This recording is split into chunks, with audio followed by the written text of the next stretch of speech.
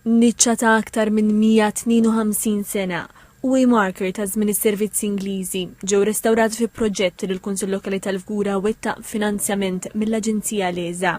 In-niċċa tinsab fi triq il-Karmnu, waħda mill-iqdim turuq tal-Fgura u li fi żmien l-modi kienet tintuża sabiex minħażżabbar wieħed imur bulebel mingħajr ma jgħaddi minn raħal ġdid. Il-way marker ta' żmien l-Ingliżi li jinsab fl-istess triq huwa uniku għal-Fgura u kien fost il-bosta li s-servizzi Ingliżi kienu għamlu fl-Inħawi bħala linja ta' demarkazzjoni bejn ir-raba tal-bdiewa Maltin u l-Inħawi li kienu fidejn is-servizzi Ingliżi.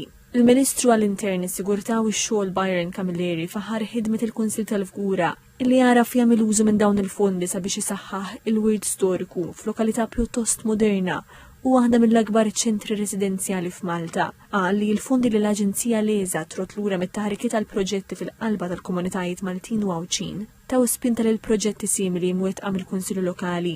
Timjajt li l-komunità tal-Fgura se tkun qed tgawdi b'mod dirett kull darba li tgħaddi minn quddiem dawn il-postijiet u se tibqa' tgawdihom għaż-żmien li ġej.